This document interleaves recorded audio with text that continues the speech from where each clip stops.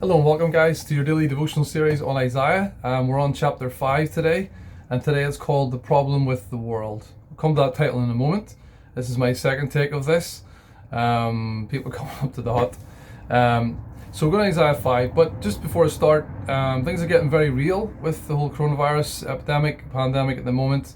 We're seeing changes being made, like Boris Johnson announcing last night, restrictions on where we could go and why we can go out.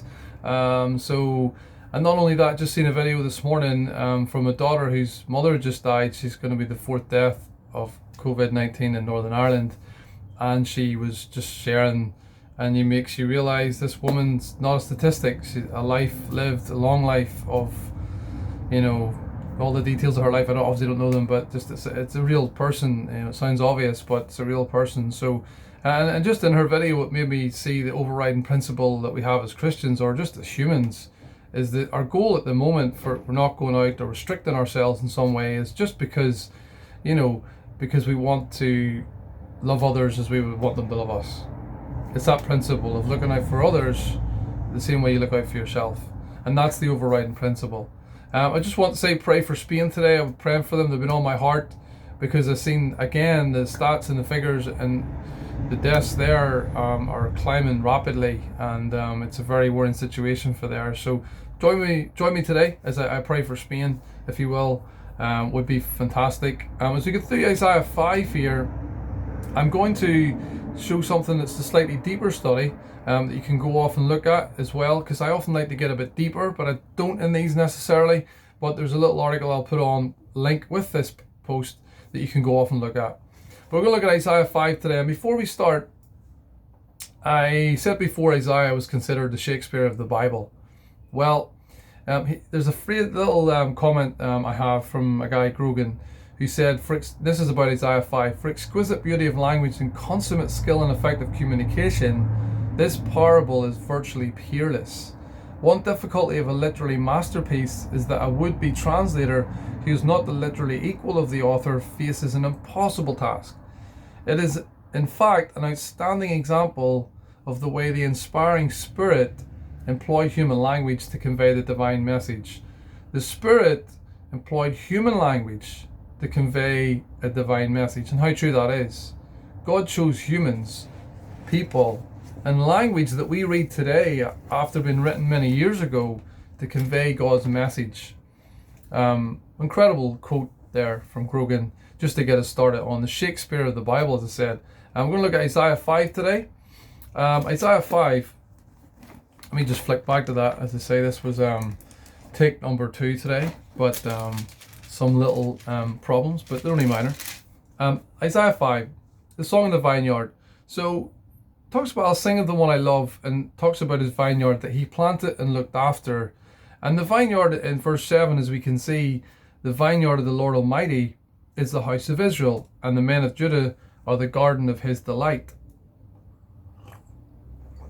So we know that Israel and Judah were the vineyard that God was talking about. They were his people. And just the link that I want to put up on that as well, just for deeper study, also was, why did God choose Israel?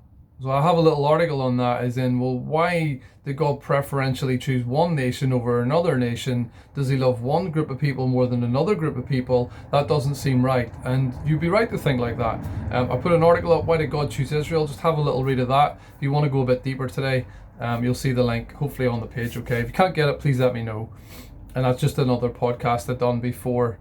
So Israel was God's vineyard, and he wants to sing over them here.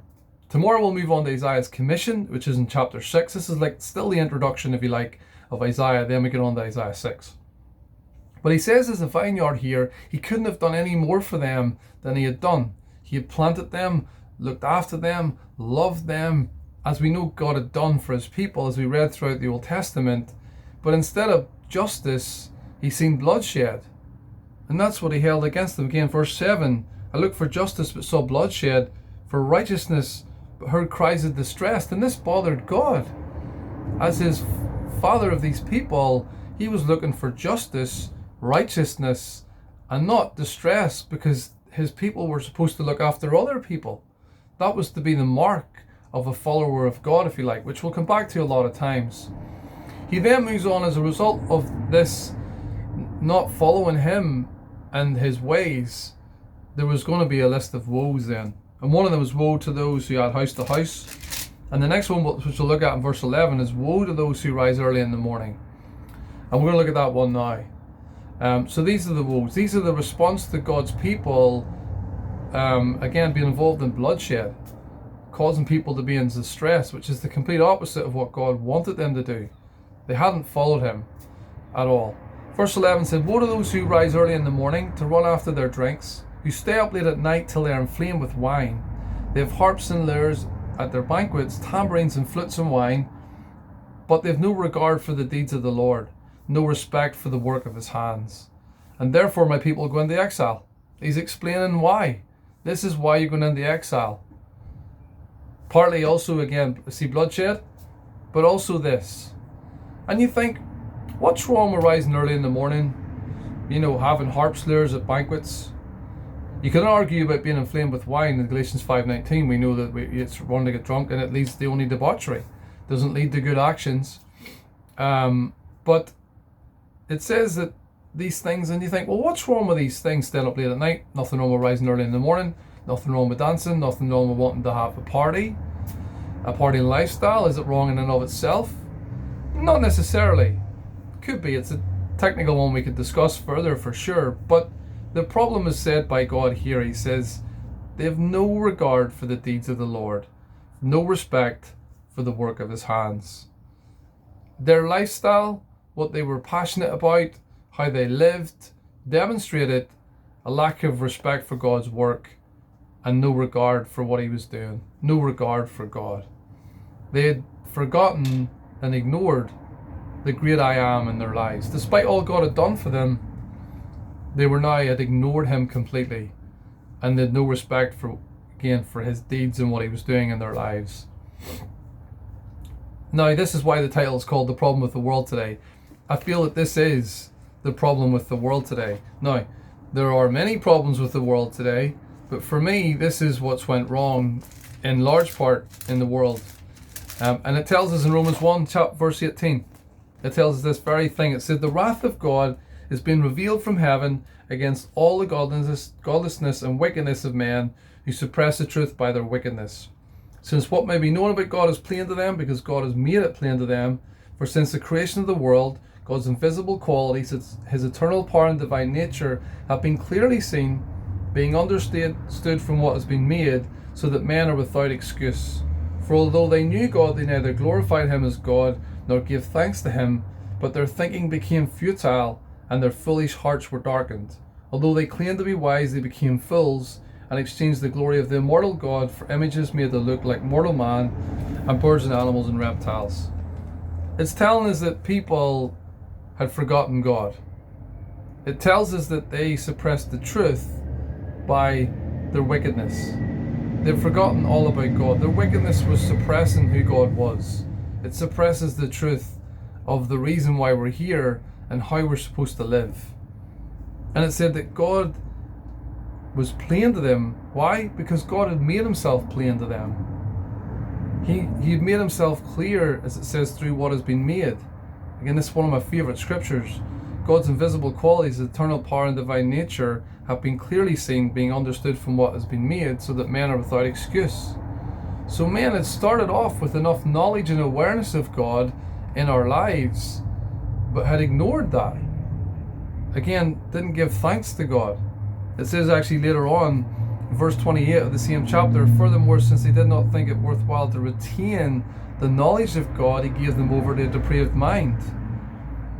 Although they knew God's righteous decree, verse 31, that those who do such things deserve death, they not only continue to do these very things, but also approve of those who practice them.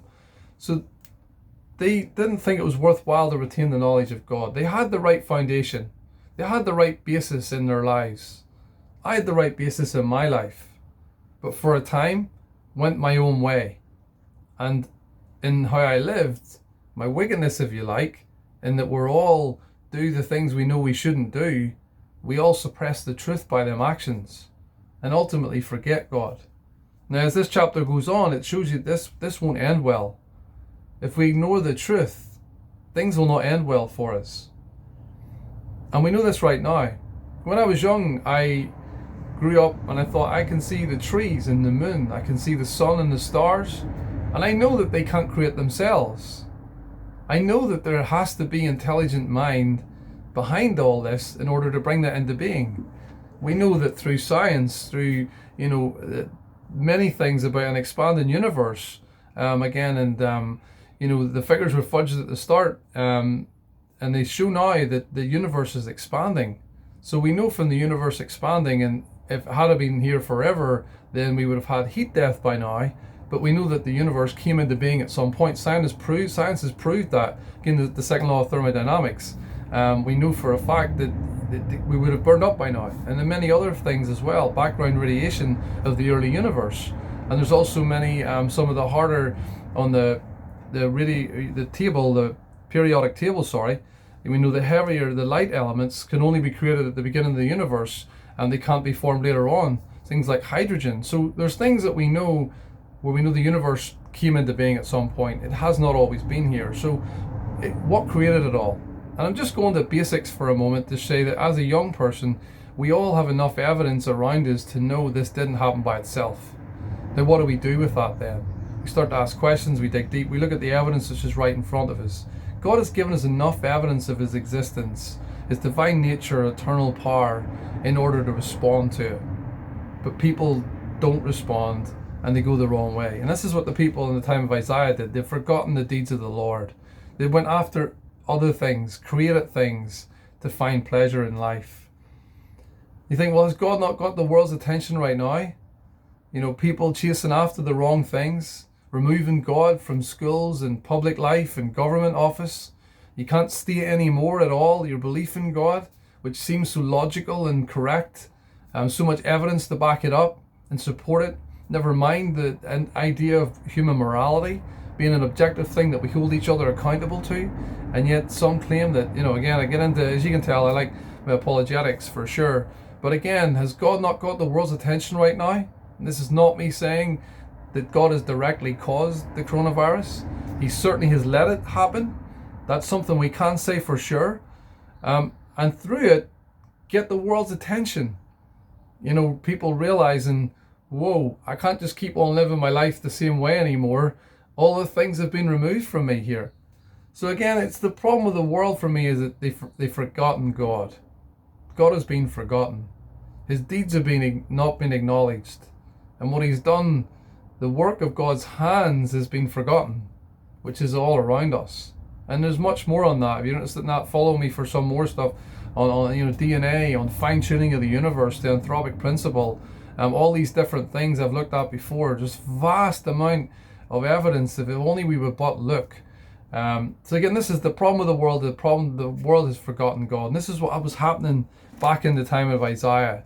This was the people's problem. It wasn't that they were up dancing. It wasn't that they stayed up late necessarily. We can make a case for not being filled with wine for sure. But it was they've forgotten the deeds of the Lord. The second thing just to say on that, just to be able to, because some people can take issue, well, who's God to say that we should live a certain way? And I know I deal with unbelievers when I say that. Who is God to say? Well, the second point I'll just make on this today, and this is probably my favorite attribute of God's, is his justice. God is a God of justice. Isaiah tells us, he says in verse 16 of 5, "But the Lord Almighty will be exalted by his justice, and the holy God will show himself holy by his righteousness." God will show that he's the righteous judge because of his justice. His issue with the people was that they didn't look after each other. He seen bloodshed instead of justice. They accepted bribes. They didn't govern diligently. They were people in distress. There shouldn't be people in distress. If you hear people in distress, you go and try and do something. Religion that God our Father accepts as pure and faultless is to look after orphans and widows in their distress. It's to look after people. That's what it means to know God. It's to look out for those in need. You see, remember in Romans it said God, although they knew God's righteous decree, God's decrees are righteous. God doesn't get us to do things because he's a hard taskmaster and just for his own sake. He gets us to live in a way that will benefit other people. Need an example? Need I say Jesus on the cross? He died for everyone, including his enemies. He was willing to forgive just about anyone that he came into contact with. So why can God have the moral high ground? Why does he hold us to account? Because he's perfectly righteous in all that he does. Justice is God. God is love. God is justice. God is righteousness. He personifies their traits are innately him. When we demonstrate them things, we demonstrate the actions of God in our life. That's why he has the moral high ground to call us to act the way he's called us to act. To say, that's wrong to act like that. You cannot live in that way. That's God's prerogative to do so, because God is the God of justice. We'll deal with a lot more on justice, as I say, as time goes on. If I ever write a book, I think it may be called Divine Justice. As a young man growing up, I was troubled by a lack of justice. Bullied when I was younger, picked on, and I just felt like I needed to get justice. As I got older, I thought I need to get justice. I always had that deep sense of a longing to have justice.